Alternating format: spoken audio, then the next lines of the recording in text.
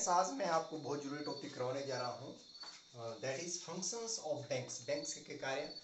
Bank जो आपको ये टॉपिक लगा है, ये तो सब्जेक्ट में तो है ही है, लेकिन आप ऐसे भी देखेंगे कि बहुत सारे जो कार्य होते हैं, लेन देन होते हैं, हम बैंक के माध्यम से करते हैं आजकल।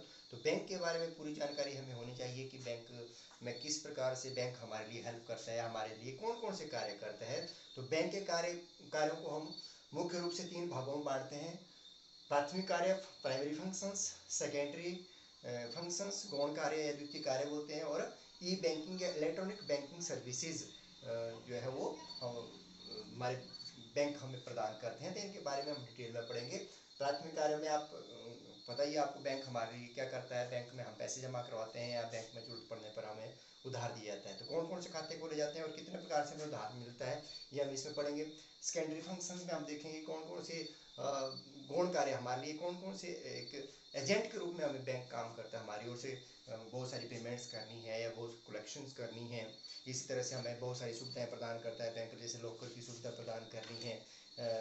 इसी प्रकार से इलेक्ट्रॉनिक बैंकिंग सर्विसेज में आपका आपको पता है फंड को ट्रांसफर करने खाते से दूसरे खाते में डेबिट कार्ड की सुविधा है, क्रेडिट कार्ड की सुविधा है, एटीएम की सुविधा है, आरटीजीएस है, एनईएफटी है। इस तरह की बहुत सारी सर्विसेज हमें बैंक जो है ऑनलाइन ट्रांजेक्शन के लिए देता है। तो इनके बारे में हम डिटेल में पढ़ेंगे। सबसे पहले प्राइमरी फंक्शंस, प्राथमिक कार्य। जो मुख्य कार्य होता है बैंक का, वो मैंने बताया आपको कि आपके द्वारा जो पैसा जमा करवाया जाता है उसको, उस जमा को स्वीकार करता है, एक्सेप्टिंग डिपॉजिट्स, और दूसरा एडवांसिंग ऑफ लोन, वो आपको दूसरा ऋण देता है। तो पहला जो कार्य है हमारा एक्सेप्टिंग ऑफ डिपॉजिट्स। जो बैंक है वो जो जनता के द्वारा धन या पैसा जो है वो बैंकों में जमा करवाया जाता है। ठीक है, लोग अपनी सुविधा के अनुसार या अपनी बचत के अनुसार विभिन्न प्रकार के खाते जो हैं वो बैंकों में खोल सकते हैं। कौन कौन से खाते खोल सकते हैं? हालांकि मुख्य तो आपको ये पता है कि हाँ जी, बैंक में हमारा सेविंग अकाउंट है या हमने एफडी कर दी है, आरडी कर दी है, तो इस तरह से हम जानते हैं।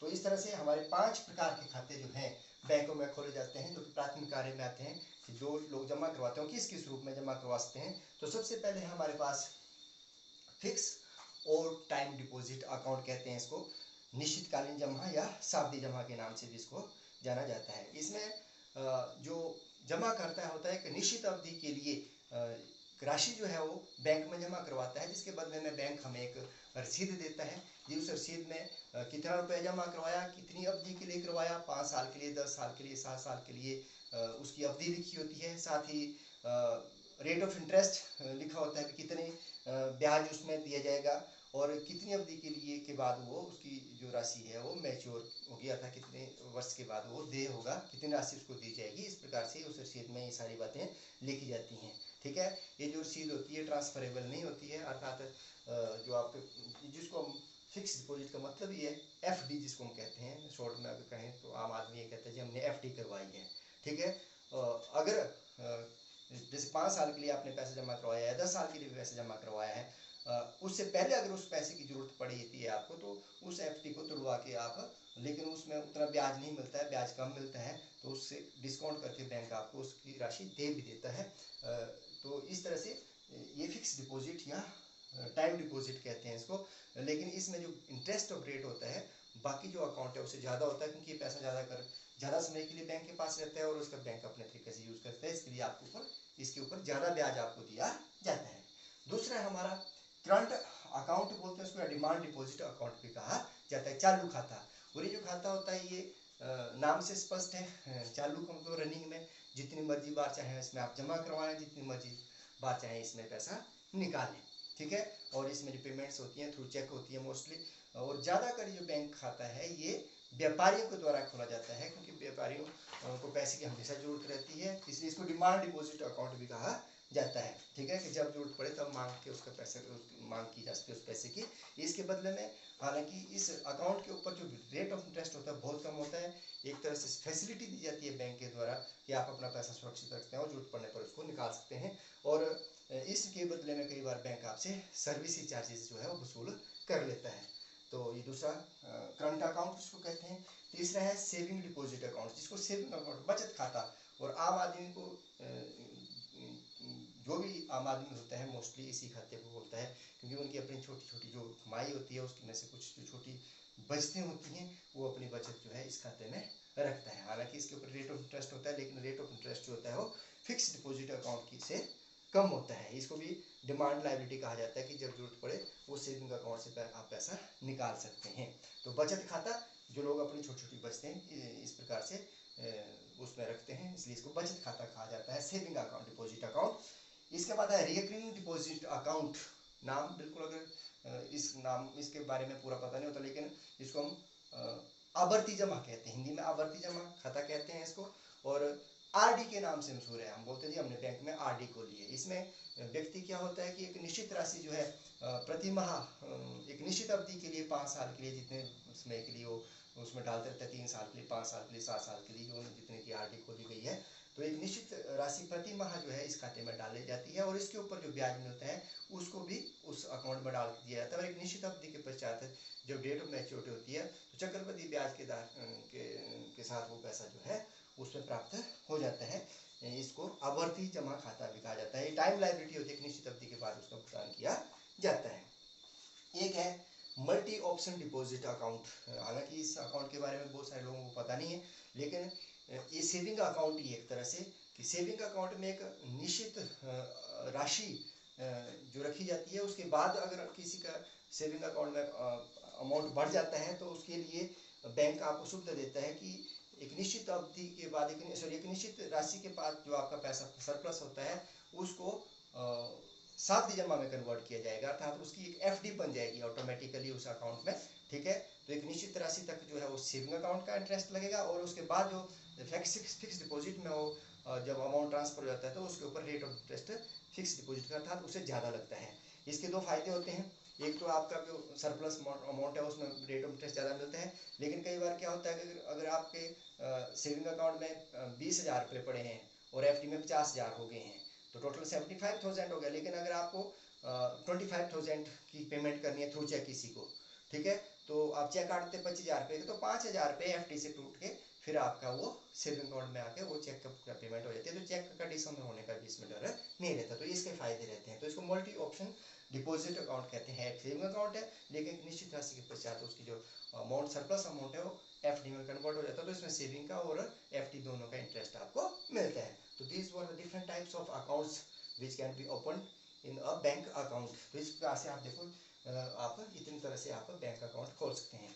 उसके बाद दूसरा आता है जो उसका मुख्य कार्य होता है बैंक का, होता है एडवांसिंग ऑफ लोन्स, ऋण प्रदान करना, ऋण देना। ठीक है, क्योंकि लोगों का पैसा बैंक के पास जमा होता है और उस पैसे के बदले में लोग जब मर्जी जरूरत पड़े उसके बदले में या बैंक से जब जरूरत पड़े वो ऋण ले सकता है। बैंक क्या होता है कि लिमिट तक अपने पास जो लोगों का पैसा जितना भी आया हुआ है, चाहे किसी भी अकाउंट के माध्यम से आया है, उसकी एक निश्चित राशि अपने पास रखता है। बाकी जो पैसा सरप्लस होता है बैंक के पास उसको लोगों को या व्यवसायियों को या किसी प्रकार की इंडस्ट्रीज आदि को ऋण प्रदान करता है, कृषकों को ऋण प्रदान करता है। तो विभिन्न प्रकार के ऋण जो दिए जाते हैं, सबसे पहले कई बार जो ऋण दिया जाता है उसके बदले में बैंक जमानत की राशि प्राप्त करता है और जितनी जमानत रखी होती है उससे कम ही ऋण दिया जाता है।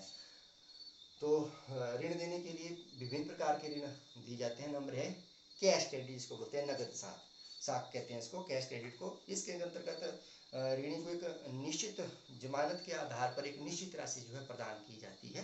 ठीक है, जैसे आपको अगर 1 लाख रुपए की जरूरत है तो आपको 1 लाख रुपए किसी जमानत के बदले में आपको 1 लाख रुपए दे दिया जाएगा और उसका भुगतान अगले आप 5 वर्षों में या 3 वर्षों में जो भी आपको कॉन्ट्रैक्ट बैंक के साथ है उसको किस्तों में आप भुगतान भी कर सकते हैं। उसको बोलते हैं कैश क्रेडिट, इसको नगद साख कहते हैं।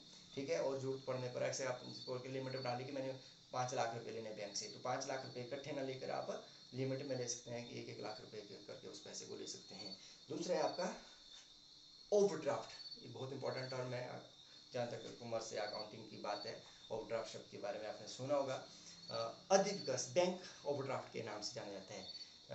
खासकर जो जिनका बैंक में करंट अकाउंट होता है या जिनके साथ डीलिंग अच्छी होती है, बैंक जितना रुपया जमा है उससे ज़्यादा का भुगतान आपको कर देता है। सपोज करो आपके खाते में 50,000 पड़े हैं या 20,000 पड़े हैं और आपने किसी को पेमेंट करनी है 25,000 रुपये की, आपके खाते में 20,000 ही हैं, तो आपको 5,000 रुपये बैंक जो है 5,000 रुपये ज़्यादा का भुगतान बैंक अपनी ओर से कर देता है, दैट इज कॉल्ड ओवरड्राफ्ट, अधिविकर्ष। ठीक है, जितना जमा है उससे ज़्यादा वो आपको भुगतान कर देता है और बाद में एक निश्चित अवधि के अंदर अंदर वो आपको जमा करवाना होता है बैंक में जो सरप्लस अमाउंट दिया। तो इस तरह से ये ओवरड्राफ्ट की फैसिलिटी भी आपको बैंक देता है। तो 5,000 रुपये की दर से बैंक आपको उधार दे रहा है, इसलिए वो लोन में ही आ जाता है। इसी तरह से डिमांड लोन, ठीक है, मांग ऋण कहते हैं इसको। बैंक से अगर आपको पैसे की जरूरत है तो आपके पास सपोज करो एफडी है, एफडी 5 साल के लिए की, आप चाहते हैं कि उसका पैसा हमने ब्रेक नहीं करना, क्योंकि एफडी को तोड़ेंगे आप तो उसका पैसा कम हो जाएगा। इस तरह से आपने गवर्नमेंट कहीं पे किसी सिक्योरिटी में, कहीं शेयर डिवेंचर में पैसा लगाया है, या आपने इंश्योरेंस करवाई हुई है, ठीक है, तो आप चाहते हैं कि जैसे 5 लाख की आपकी एफडी है या आपने 2 लाख की इंश्योरेंस करवाई है, उसके बदले में उतनी राशि का ऋण दे सकते हैं। जो सिक्योरिटीज होती हैं, जो एफडी या इंश्योरेंस के जो होते हैं डॉक्यूमेंट्स होते हैं, उनको आप बैंक में जमा करवाएंगे, उतने रुपए का बदले में उतने रुपए आपको बैंक आपको एक निश्चित अवधि के लिए दे देता है। और जो डिमांड लोन इसलिए कहा जाता है इसको, क्योंकि जरूरत पड़ने पर बैंक इसको कभी भी आपसे मांग सकते हैं, इसलिए इसको डिमांड लोन कहा जाता है। तो इसकी तरह से सिक्योरिटी के बदले में आप उसका पैसा ले सकते हैं। तीसरा है टर्म लोन, अवधि ऋण कहते हैं इसको। खासकर किसी ने मकान बनाना हो या कोई गाड़ी लेनी हो, कोई मशीनरी लेनी हो, तो इस तरह से, या कोई व्हीकल लेना हो, ट्रांसपोर्टेशन का ट्रक है, बस है, इस तरह के लिए जो बैंक होता है इन चीज़ों को खरीदने के लिए आपको एक निश्चित अवधि के लिए ऋण प्रदान करता है और किस्तों में फिर आप उसका भुगतान करते हैं, इसलिए इसको टर्म लोन कहा जाता है, जिसमें आप मासिक भी, त्रैमासिक भी, हाफ ईयरली या ईयरली, इस तरह से आप उसमें किस्त का भुगतान करते रहते हैं और एक निश्चित अवधि तक उसका पेमेंट कर दी जाती है। लास्ट में परचेज और discount of bills of exchange, ठीक है, ये क्या होता है कि एक बिल्स ऑफ एक्सचेंज चैप्टर है आपका अकाउंटिंग में, वहाँ पढ़ेंगे आप कि कई बार जो विक्रेता होता है वो उधार माल बेचता है, तो उसके बदले में वो बिल ऑफ एक्सचेंज इसको कहते हैं, बिल में पत्र लिखता है, उसके ऊपर एक डॉक्यूमेंट कि मैंने आपने कोई इतने रुपये का माल बेचा, और उसको जो खरीदने वाला है उसको स्वीकार करता है, ठीक है, और उसको बिल्स ऑफ एक्सचेंज कहा जाता है।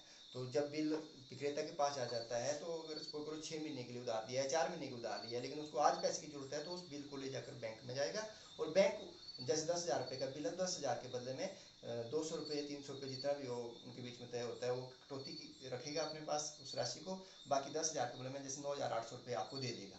तो आज की जरूरत है आपको पैसे की, आपको 9,800 रुपये मिल जाएगा और 200 रुपये बैंक को लाभ हो जाता है। इस तरह से discounting of bills of exchange भी कहा जाता है, अर्थात 3 महीने के बाद जो पैसा मिलना था उसका भुगतान बैंक आपको आज ही कर रहा है और बैंक 3 महीने के लिए आपको एक तरह से उधार दे रहा है। तो इस तरह से ये टाइप्स ऑफ लोन्स होते हैं। तो ये मुख्य कार्य हैं, क्योंकि बैंक का काम ही लोगों का पैसा जमा करना है, जो लोग डिपॉजिट करते हैं, और जो पैसे की जरूरत पड़े तो बैंक उसको आपको ऋण भी प्रदान करता है।